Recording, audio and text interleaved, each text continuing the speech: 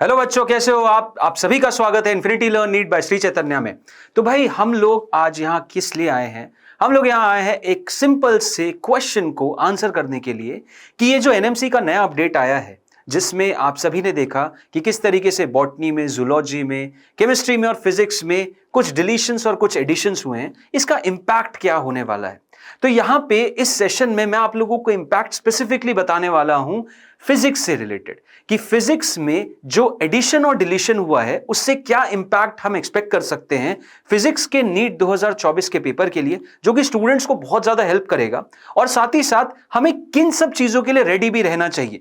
क्या हमें यह सोचना चाहिए कि फिजिक्स का पेपर अब थोड़ा हैवी आएगा या थोड़ा लो आएगा या थोड़ा मॉडरेट आएगा, किस टाइप का पेपर बन सकता है और हमें हमारी प्रिपरेशन को किस तरीके से मॉडिफाई करना है। तो मैं इसी चीज को, जो कि बहुत सारे स्टूडेंट्स काफी टाइम से पूछ रहे हैं, क्योंकि फिजिक्स एक ऐसा एलिमेंट बन जाता है जिसको यार देखो कवर करना बिल्कुल सही बात है, टफ है, क्योंकि यहां पे मैथ्स का एलिमेंट आ जाता है, सब्जेक्टिव नॉलेज भी आ जाती है और कैलकुलेटिव भी आ जाती है। तो दोनों ही एंड्स पे बहुत ज्यादा प्रॉब्लम स्टूडेंट फेस करता है। तो आओ उसी चीज को समझने की कोशिश करते हैं कि what is going to be the impact of the new syllabus on physics NEET 2024 का जो एग्जाम होने वाला है। ठीक है, अब थोड़ी बातें करते हैं कि यार डिलीशन किस हिसाब से हुआ है, क्या डिलीशन हुआ है। तो यहां पे सबसे इंपॉर्टेंट एक चीज जो हमें यहां नोटिस करनी है वो ये है कि आप गौर करो इस चीज को कि बॉटनी हो, जूलॉजी हो या केमिस्ट्री हो, वहां आप देख सकते हो चैप्टर के चैप्टर हटा दिए गए। बट फिजिक्स की अगर मैं बात करूं तो बस टॉपिक्स को डिलीट किया गया है, मात्र टॉपिक्स को डिलीट किया गया है। चैप्टर्स बिल्कुल नहीं छुए गए हैं, चैप्टर एज इट इज वैसे के वैसे ही हैं। क्या मतलब निकाल सकते हैं इस चीज का कि फिजिक्स में चैप्टर रिडक्शन हुआ नहीं?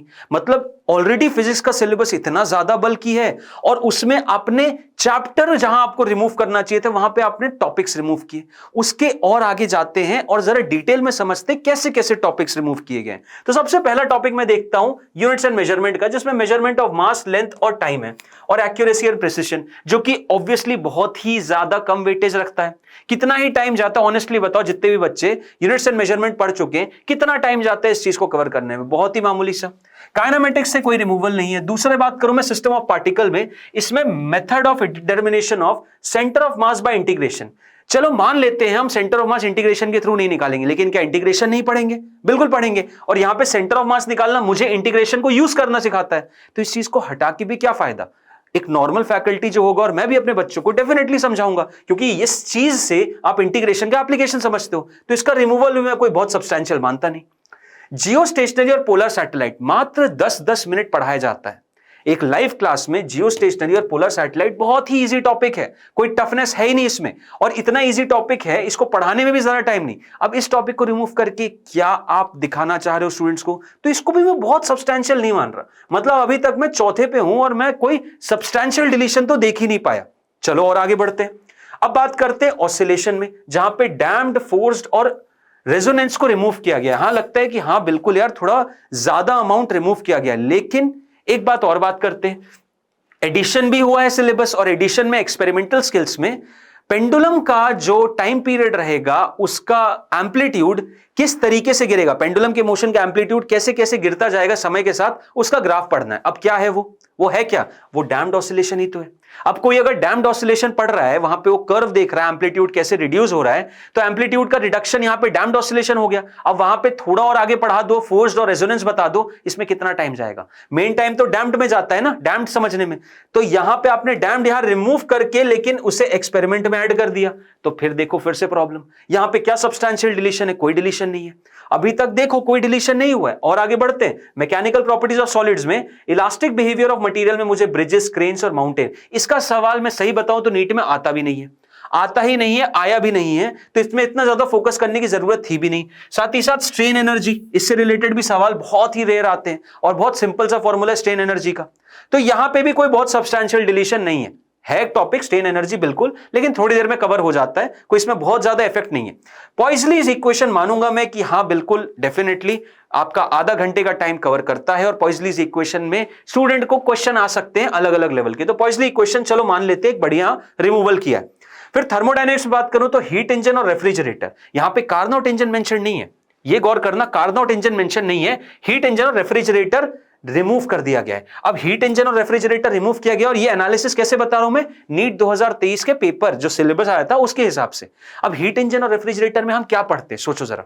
हम पढ़ते मात्र एफिशिएंसी है, ना हम हीट इंजन का पूरा प्रोसेस समझते हैं, ना रेफ्रिजरेटर का पूरा प्रोसेस समझते हैं। हम मेनली फोकस करते हैं एफिशिएंसी वाले पार्ट पे। अब वो पार्ट कितनी देर का होता है, बहुत ही कम, मात्र 20-25 मिनट। तो इसको रिमूव कर दिया तो क्या इसका मतलब मैं मान लूं कार्नोट इंजन रिमूव्ड है? नहीं मानूंगा।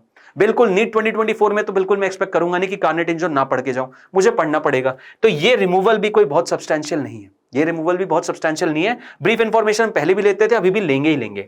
डॉपलर इफेक्ट हां थोड़ा बड़ा है, डॉपलर इफेक्ट डेफिनेटली इसमें अगर डेरिवेशन पे जाएं बहुत सारे क्वेश्चन ऐसे बन सकते हैं। तो ये एक सब्सटेंशियल रिमूवल है जो कि मैं बोलूंगा हां फिजिक्स में कुछ पोर्शन कम हुआ है तो ये चीज कम हुई है। फिर उसके बाद आई डिफेक्ट्स की बात की जाए तो हां ये भी एक सब्सटेंशियल डिलीशन है। फिर नेचुरल फिनोमेना लाइक स्कैटरिंग और रेनबो, इसको हम समझते थे हमेशा क्वालिटेटिव एनालिसिस के बेसिस पे, यहां कोई कैलकुलेशन नहीं करते थे। स्कैटरिंग भी एक क्वालिटेटिव एनालिसिस ब्रीफ डेफिनेशन लेते थे, रेनबो भी एक ब्रीफ डेफिनेशन लेते थे। तो यहां पे मैं कुछ मानूंगा नहीं, हां आई डिफेक्ट्स को जरूर मानूंगा कि यार एक सब्सटेंशियल डिलीशन है। आगे बढ़ते हैं और नेक्स्ट काइंड ऑफ डिलीशन देखते हैं। अभी तक मुझे कोई बहुत ज्यादा तो मिले नहीं, तीन मिले अल्टीमेटली जो आपके सामने यहां पे मेंशन्ड है। एक तो हो गया आपका पॉइजलीज इक्वेशन, डॉपलर और आई इफेक्ट। अब बात करते हैं नेक्स्ट के बारे में। तो नेक्स्ट डिलीशन आप यहां पे देखते हैं डॉपलर इफेक्ट, जो कि उसी का कंटिन्यूएशन है, लाइट में भी होता है, वो डिलीटेड है, हालांकि नीट में आता भी नहीं था। तो इसको मैं यहां पे कोई बहुत सब्सटेंशियल डिलीशन नहीं मानूंगा। रिजॉल्विंग पावर, हां ये एक सब्सटेंशियल डिलीशन है। रिजॉल्विंग पावर के क्वेश्चन कैसे बन सकते हैं, वेव ऑप्टिक्स में प्रॉब्लम भी देते थे तो वो यहां रिमूव है। इलेक्ट्रोस्टैटिक पोटेंशियल कैपेसिटेंस में वैन डे ग्राफ जनरेटर, जो कि थोड़ा सा टॉपिक है, मतलब 20 मिनट का मान लो, तो हां चलो इसको भी मान लेता हूं कि एक सब्सटेंशियल रिलीवेंट।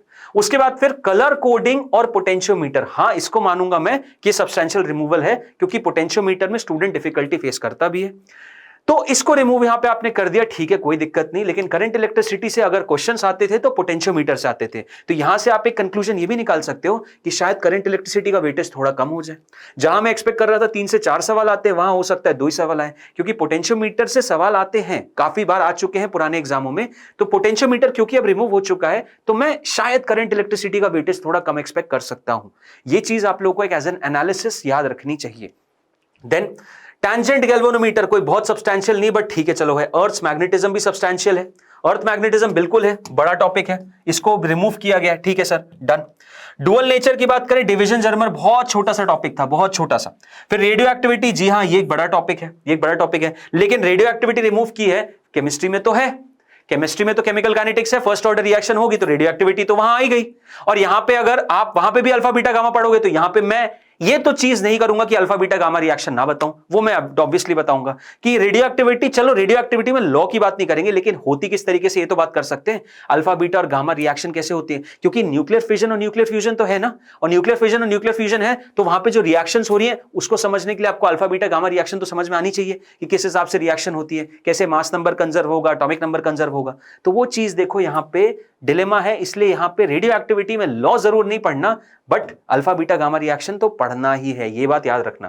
फिर उसके बाद सेमीकंडक्टर डिवाइसेस में ट्रांजिस्टर पहले भी हम नहीं पढ़ाते थे, और बैंड थ्योरी ऑफ सॉलिड्स इसको पढ़ा नहीं सकते हो तो दिक्कत ये होगी कि आगे जाके आप बताओगे कैसे कि बैंड थ्योरी नहीं बता रहे हो, तो उसमें आप सेमीकंडक्टर, इंसुलेटर और कंडक्टर को डिफरेंशिएट कैसे करोगे, जो कि तो है सिलेबस में। तो बैंड थ्योरी को भी मैं एक सब्सटेंशियल नहीं मानूंगा, इसको यहां पे पढ़ना ही पड़ेगा। कुछ चीजें यहां पे देखो डिलेमा वाली हैं, कुछ चीजें यहां पे बहुत ओपनली दी नहीं गई हैं, और जहां ओपनली नहीं दी है तो उसको तुम्हें पढ़ना है। तो अगर मैं सब्सटेंशियल डिलीशन की बात करूं तो यहां पे resolving power, Van de Graaff generator, potentiometer, earth magnetism, radioactivity और ट्रांजिस्टर है, और पिछले पेज पे आपको 3 थी।